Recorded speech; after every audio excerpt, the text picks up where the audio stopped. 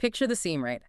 You are standing on the grid of the 2026 Chinese Grand Prix sprint qualifying. Oh, man, the tension there. Literally thick enough to cut with a carbon fiber wing. Yeah. The floodlights in Shanghai are glaring down. And, I mean, you are watching the absolute dismantling of the Formula One hierarchy. Everything is just upside down. Completely shattered. Everything we thought we knew going into this season is just gone. The rule book hasn't just been rewritten. It's been, like, torn up and thrown straight into a jet intake. It's pure chaos. Exactly. And as we drop the clutch on this deep dive on the DRS zone, I need to remind you this segment is part of our news coverage of recent F1 events. So consider this your ultimate high-speed telemetry briefing. Because the landscape of the grid right now, it's completely unrecognizable. I mean, the new 2026 regulations were fundamentally designed to bunch the pack up, right? To create closer racing. Yeah, that was the whole pitch. Right. But instead, they've acted like this massive magnifying glass. They are just exposing every single micro flaw in these engineering departments across the pit lane. And you don't even need to sift through hours of raw data to see the fallout. We are going to distill exactly why the grid has been flipped upside down for you today. You have to look at the regulations themselves first, though. That's the engine driving all this chaos. Right, because the sport underwent this massive philosophical shift over the winter. The FIA mandated a 50-50 power split between the combustion engine and the electrical battery system. And they completely banned the MGUH. That is the critical part here. Which was the system harvesting energy from the exhaust gases, right? Exactly. So now virtually all electrical recovery relies entirely on the MGUK. That's the kinetic motor that claws back energy purely from braking. Yeah. You are literally asking the cars to generate triple the electrical power they used to, but using half the harvesting methods. Which means if you get the electrical harvesting wrong, I mean, you are dead in the water, just completely cooked. Oh, absolutely finished. And to understand what getting it right looks like, we have to look at the team that just executed a flawless, ruthless masterclass. I'm talking about the Silver Arrow Steamroller. Mercedes is back, and they're operating on a completely different planet right now. A different universe. The timing sheet says a terrifying story. I mean, George Russell just took sprint pole with a 1.31.520. Unbelievable lap. And he put a massive 0.3 of a second on his rookie teammate, KIMI Antonelli, just to lock out the front row from Mercedes. 0.3. I mean, in modern Formula One, especially at the dawn of a brand new regulation cycle, 0.3 between identical machinery is a canyon. It's a lifetime. And then you look at the speed traps. It genuinely looks like Mercedes found a loophole in physics. Right, because Russell's hitting 331 kilometers per hour on the main straight. And an eye-watering 335 kilometers per hour on the back straight. Wait, 335? But everyone has the same fuel flow limits for their combustion engines. The internal combustion power is so heavily regulated. Exactly. So the magic has to be in the electrical deployment. And honestly, it's entirely in the braking zones. Because the MGUH is gone. Right. So these cars are just desperate to recover energy through the rear axle when the driver hits the brakes. And Mercedes has seemingly perfected their brake-by-wire mapping. So they're just braking later. They are braking a fraction of a second later than anyone else, yeah. But their regenerative braking is harvesting a massive amount of kinetic energy without locking up the rear tires. Man, it's like watching a smartphone charge from 0 to 100% in a 5-second plug-in, right? While everyone else on the grid is using this frayed, broken charging cable that just keeps shorting out. That is the perfect way to put it. Mercedes just has a full battery when nobody else does. While Ferrari was practically coasting into the final corners with empty reserves, Russell was still deploying maximum electrical horsepower. And the telemetry proves that point. It shows Antonelli actually matched Russell's pace through the twisting first sector. The rookie was right there. He was. But he lost all 0.3 in the final braking zone at turn 14. The regenerative braking phase is so aggressive and complex now, the rear of the car gets incredibly light, and it just caught Antonelli out. He just couldn't extract the energy the way Russell did. And, you know, the ripple effect of this Mercedes power unit dominance, it's tearing straight through the field. Oh, it's undeniable. Look who is sitting right behind the factory Mercedes team. Lando Norris snags P3 in the McLaren. Lewis Hamilton in the second McLaren takes P4, and he outqualified the factory Ferrari of Charles Leclerc. And what engine does McLaren run? The Mercedes customer power unit, the supremacy of that engine is just undeniable. But wait, let me push back on this for a second. Okay. If they are so heavily reliant on this electrical brute force on the straights, doesn't that compromise them in the corners? Like, are we just looking at a repeat of 2014 where Mercedes runs away with it? Or is there a weakness in Sector 2? Can't the other teams catch them in the high-speed air sections? You would think so, right? But Mercedes is playing a brilliant strategic game here. Because their electrical deployment is so incredibly efficient, they can actually afford to run a much larger rear wing than their rivals. Oh, wow. So they just bolt on more aerodynamic downforce. Exactly, which creates more drag. Usually drag slows you down on the straights, but Mercedes overcomes that drag by literally just punching a hole in the air with sheer sustained electrical horsepower. That is lethal. So they get the straight line speed of a dragster, but they keep the cornering grip of a fighter jet because they can just eat the drag penalty. It's an unstoppable combination right now. Okay, well, if Mercedes is the blueprint for 2026 perfection, I'm pivoting forcefully right now, we have to talk about the ultimate cautionary tale. The team that got us violently, aggressively wrong. The Red Bull catastrophe. The mighty have fallen. Walk us through where Max ended up, because the SQ3 timing sheets are genuinely shocking to comprehend if you've watched Formula One over the last 5 years. They really are. Max Verstappen, arguably the greatest, most adaptable driver on the planet right now, finished 8th. 8th. He crossed the line a staggering 1.7 seconds behind George Russell's pole time. 1.7 seconds is an eternity. And he is sitting behind an Alpine with Pierre Gasly in P7 and a Haas with Oliver Biermann in P6. Max Verstappen is staring at the gearbox of a Haas. That is wild. And his onboard radio tells you everything you need to know about the severity of this crisis. Oh, the radio was explosive. He keyed the microphone and literally called the RB22 inconducible. Undrivable. Exact. When a 3-time world champion uses that specific word, he isn't complaining about, like, a slight understeer or a tire temperature issue. No, he's stating the fundamental architecture of the car is broken. It's a dual failure for them, isn't it? They're fighting a war on 2 completely different fronts right now. Yeah, the new engine partnership and their own chassis. The telemetry confirms a massive deficit on both. The new Red Bull Ford engine is just suffocating on the straights. Max is losing 16 kilometers per hour to Russell before he even hits the braking zone. Because the Ford power unit is clearly struggling to harvest enough energy from the MGUK. What? It leaves Max entirely reliant on the combustion engine way too early on the straight. But hold on, the engine deficit alone does not explain a 1.7-second gap. That brings us to the chassis. Right, the aero package is failing him too. Max reported 0 grip, 0 balance.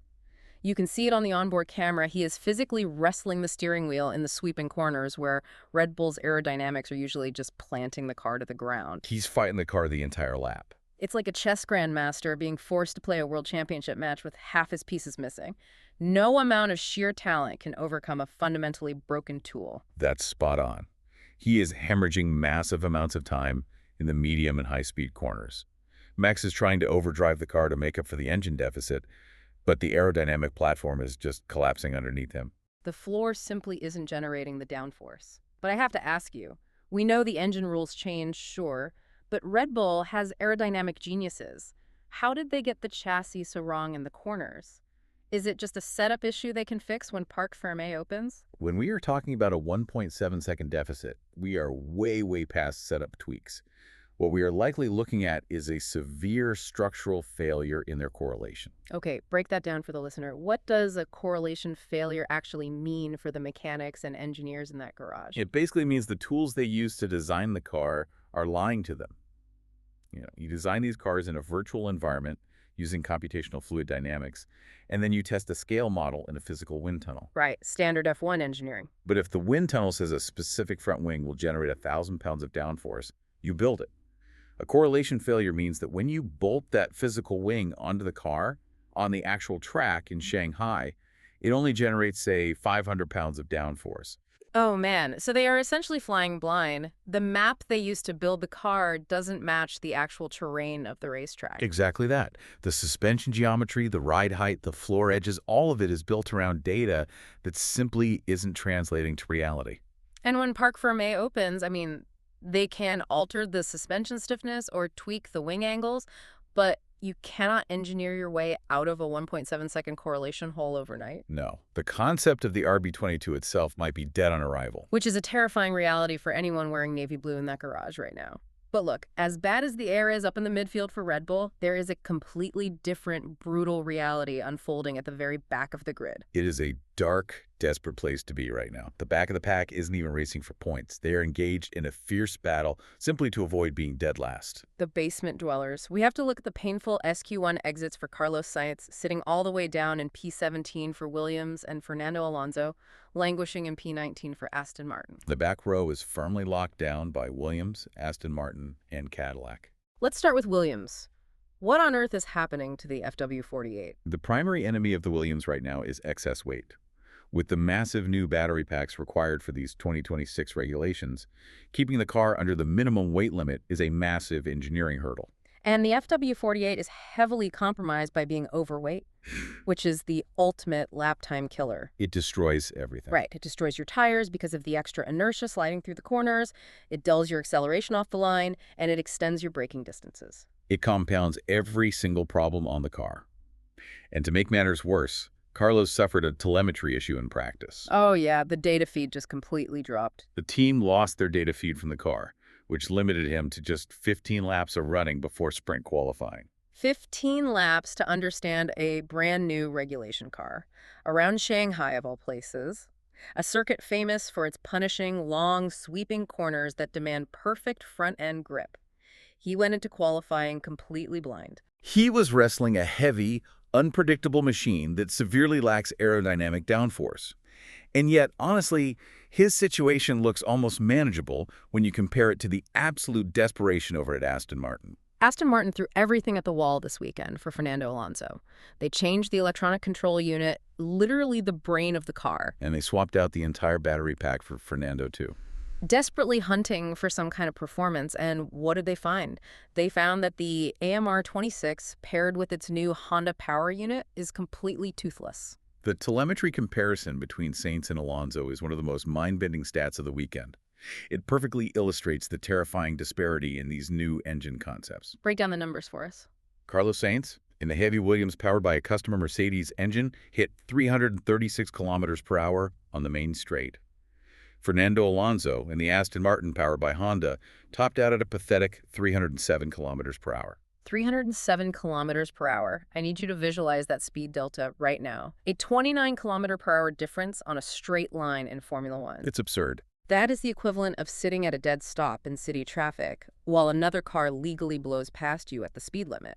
It's not racing, it's stationary versus moving. Exactly. What physically happens to the car to cause a deficit that massive? It's a phenomenon called clipping. When a power unit is harvesting efficiently, the battery deploys electrical horsepower all the way to the braking zone.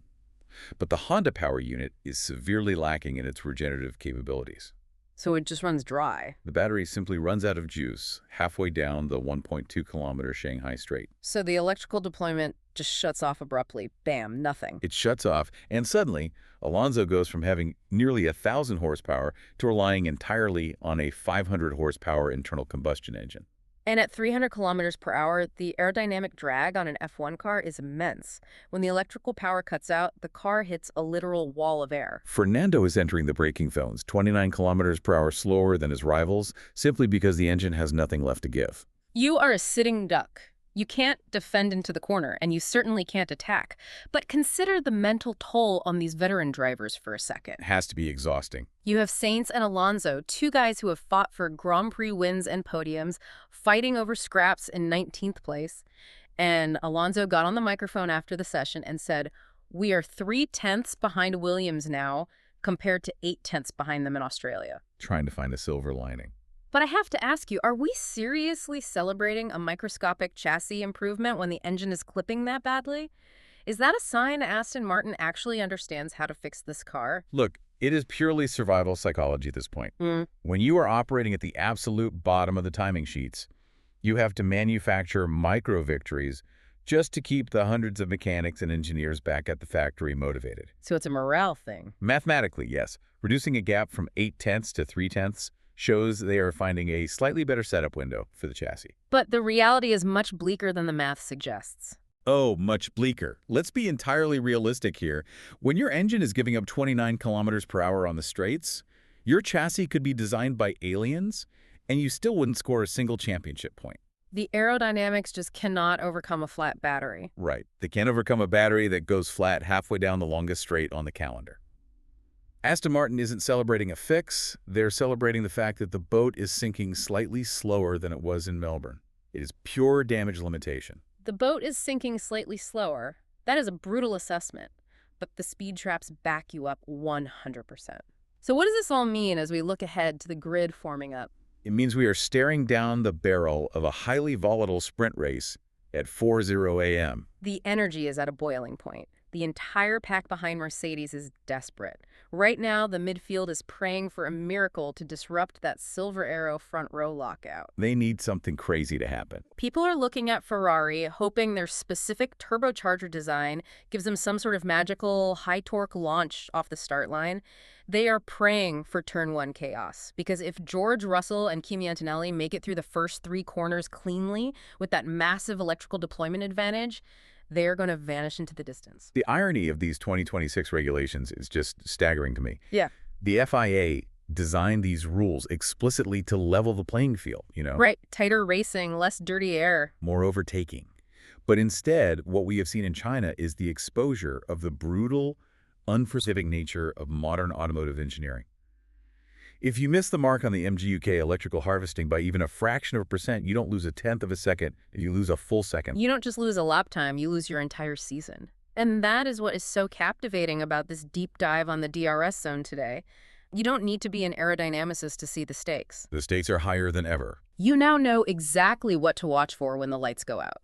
You aren't just watching 20 cars go fast. You are watching an engineering war play out in real time. Yeah. You are watching battery clipping, deployment strategies, correlation failures, and just sheer aerodynamic desperation. And perhaps most compellingly, you are watching the greatest drivers in the world being forced to compensate for machines that simply refuse to bend to their will. Which brings me to a thought I want you to sit with as we gear up for this sprint race.